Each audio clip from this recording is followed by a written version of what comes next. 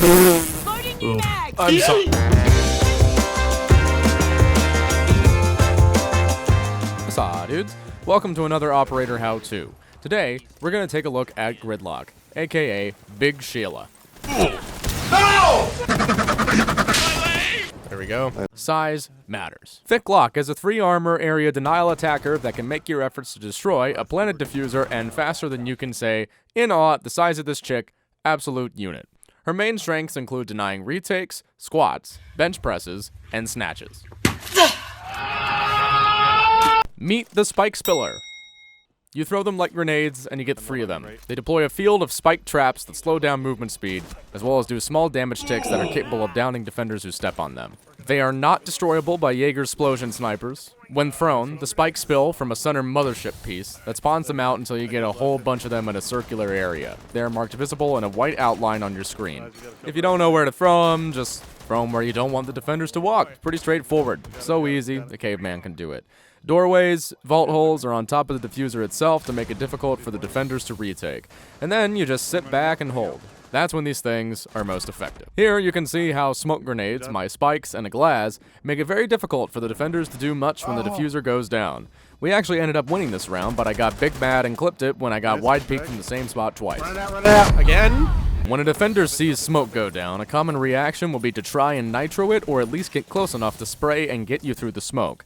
Gridlock spikes do a great job of deterring that initial reaction, especially when you throw it in a room with only 1 or 2 choke points leading into it. The spikes can be shot out or impacted with relative ease. My tracks sting more than a box jellyfish. He shot it before he could deploy any. What? But it's a number of them that makes them irritating to deal with. You can counter them by shooting out the mothership piece when it spawns. They are also used for roam denial, but in my experience, I like to keep as many of these things handy as I can for plants, and Gridlock has the perfect gun to complete her kit. No.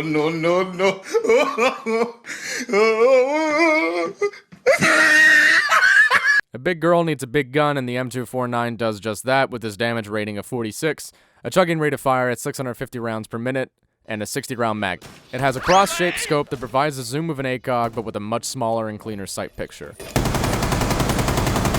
That happens way more often than you think. Gridlock's M249 uses a magazine just like Bucky. Other than that, it is identical to Capital's. Other than that, he uses a big box with a belt. 60 bullets is still twice as many bullets as you may be used to, and allows you to do stupid shit like this once in a while. Oof. Nice. It's also not awful with close-range optics if you're into that kind of thing. Gridlock's other primary is the F90, a typical 30-round AR with the middling rate of fire at 740 rounds per minute and a damage of 38. It is very similar to Finka's Spear, which I actually like quite a bit. It's pretty easy to control and not terrible with a suppressor. While it's usable, I think the M249 is the favorite option just because you get the big mag and the scope, but if you want to run silent, this isn't a bad gun to do it with. Pictured here is Gridlock murking Ella with a super shorty shotgun after she told her to eat a salad. Gridlock said, eat a steak. Gridlock is a great operator to have watch your back while you're planning the diffuser. Her big thigh and magazines allow her to do a thing called suppressive fire, which is tactical ease for firing a bunch of bullets in the general direction of the bad guy so they don't walk there. Some will argue with me that this tactic is bad because it just gives the enemy something to pre-fire, and that's true, assuming you're playing against Shroud. But in Gold, you're not playing against Shroud. You're playing against people who will literally run into your bullets. You can manipulate the environment a little bit with destructible surfaces to give you something to throw your spikes through. The cool thing about throwing these gadgets is that you don't have to make a direct line of sight on something like Capitao does to get area control. Gridlock has the option of either smoke grenades or breaching charges. I honestly feel like smokes are more suited to her kit.